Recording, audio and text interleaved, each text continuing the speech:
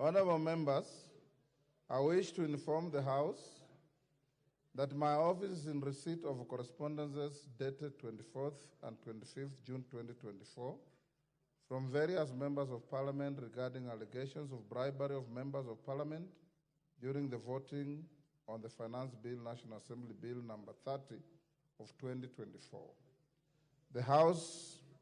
The honorable members include the Honorable Joseph Munyoro MP, the Honorable Joses Kosgei Elmengit MP, the Honorable Jane Kagiri MP, the Honorable Kanywitha Mutunga PhD MP, and the Honorable Didmus Wekesa Barasa MP. The Honorable Didmus Barasa MP also raised the matter on the floor of the House on Wednesday, 25th June 2024.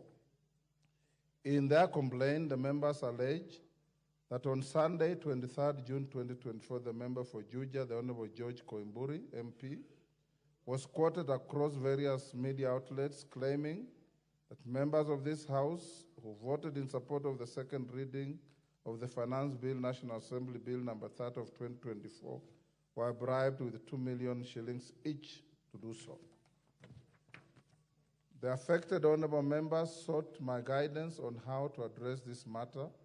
In their estimation, the assertions attributed to the Honorable Koimburi, if left unsubstantiated, continue to bring shame and odium to members of Parliament and paint the entire House in bad light.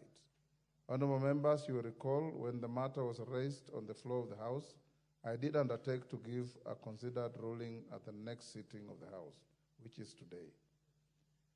In a related development, I wish to inform the House that I have also received a letter dated 22nd July 2024 from the Honorable Koimburi, titled Apology Letter. The letter indicates as follows, I quote, I, George Koimburi Ndungu, of ID number, elected member of Parliament for Juja constituency, would like to tender my apology to the House leadership and my colleague members of Parliament. I understand we are living on a very dynamic and sensitive times, and my utterances in the past may have caused some problems in the country. I'm remorseful and humbly seeking for forgiveness. As an ambassador of peace, I pray that peace do prevail in our country. God bless Kenya. Order. Today, honorable members, at the rise of the House Business Committee at 1:45 p.m., I did call the Honorable Koimburi to ascertain his authorship of the letter. The Honorable Koimburi did confirm authorship of the letter and further denied any claims that he had disowned the letter and its contents. The Honorable member further indicated that he is currently away in Mombasa and unavailable to attend the sitting of the House until Tuesday, 30th July 2024. Honorable members, any allegation of corrupt practice, bribery, or attempted bribery is sustained on the privilege of the institution of Parliament and deserves expeditious investigations and resolution. The practice and precedents applicable of the House require that any issue touching on the privilege of the House should be dispensed with as a matter of priority. I fully appreciate the pain and discomfort that the pendence of Honorable Koimburi's allegations continues to cause the affected members. However, I've reluctantly allowed the Honorable Koimburi to avail himself to the House by 2:45 p.m. on Tuesday, 30th July 2024 to explain his actions with regard to the complaint raised by the affected members and the context of his apology letter in the manner contemplated by the Parliamentary Powers and Privileges Act 2017 and the standing orders. Thereafter, I shall guide the House on any subsequent actions to be taken in the matter. That is accordingly guided. The House is accordingly guided. I thank you. Yes, Majority Leader. Honorable Speaker, thank you for that communication. Honorable Speaker, we are well guided as to your directions on Honorable Koimburi. But Honorable Speaker, I'm a bit concerned because last evening a gentleman from his office, who I'm told is his constituency office manager, delivered a copy of that letter, and the letter indeed you're alluding to, you will see, is also copied to the offices of the Leader of Minority and the Office of the Leader of Majority. Honorable Speaker, I was able to check after the House Business Committee this afternoon, when you raised the matter before the House Business Committee, that indeed the Honorable Koimburi's PA, when he delivered the letter to my office, the copy that was stamped in my office had only one stamp. But the PA had another copy which was stamped twice, because at one instant the rubber stamp was upside down, and therefore it was stamped twice.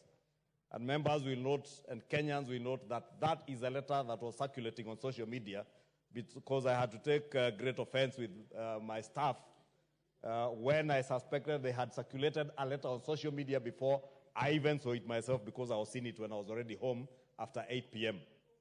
But, Honorable Speaker, what worries me is that immediately that letter circulated on social media, the Honorable George Koimburi, on his own Facebook page, stamped it fake and said it was a fake letter. Honorable Speaker, it is the same letter that you are now alluding to, and you assert that you have spoken to the Honorable George Koimburi, and he confirmed it was his letter.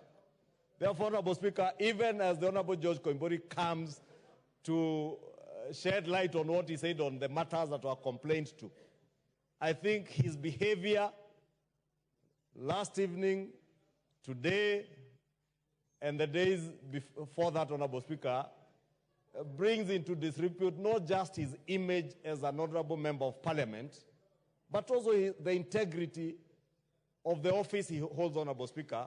And maybe we will wait to hear from him, but I just wanted to bring it to the attention of the House, the kind of member we are dealing with, so that even as he comes on Tuesday, he can also clarify as to whether these letters were fake, or he tells you it's fake. He says on social media it's fake. He tells you he's the author of the letter. We don't know which George Koimburi to believe, the one on social media, the one in churches, or the one who will be here. Therefore, Honorable Speaker, we will wait for him, but I honestly do not know who the member for Juja now is. He has too many faces to be able to tell who the member is, Honorable Speaker. Thank you.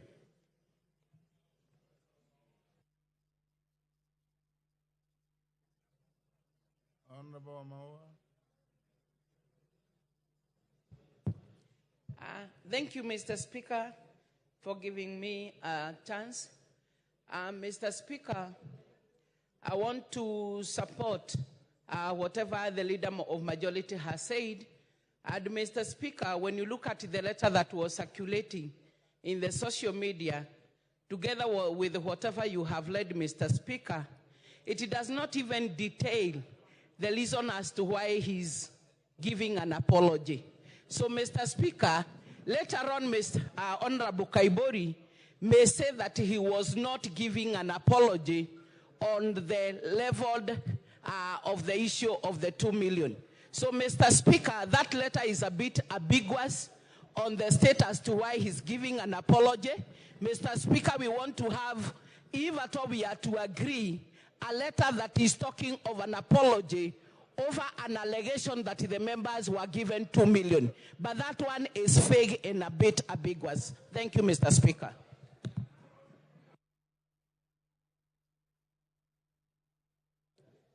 Thank you, Mr. Speaker. Mr. Speaker, this is a house of traditions. And that's why this house is called the August House. Mr. Speaker, this member has made a number of unsubstantiated allegations against individual members of parliament, against the 13th parliament, and against everybody. As much as that apology, on the face of it, as a human being, I may be tempted to accept.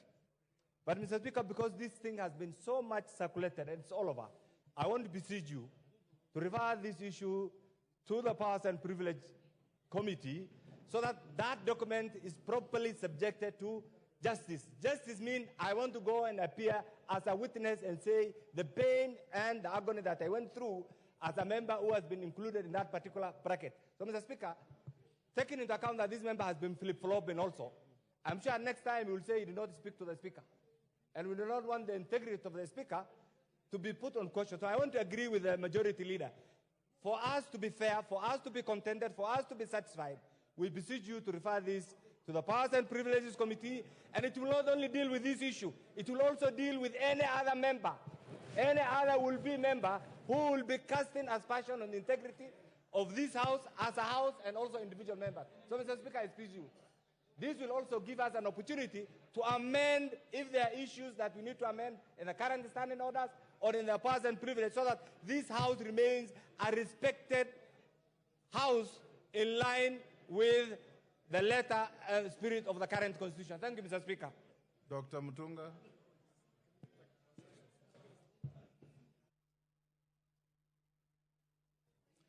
Thank you, Honourable Speaker. Honourable Speaker,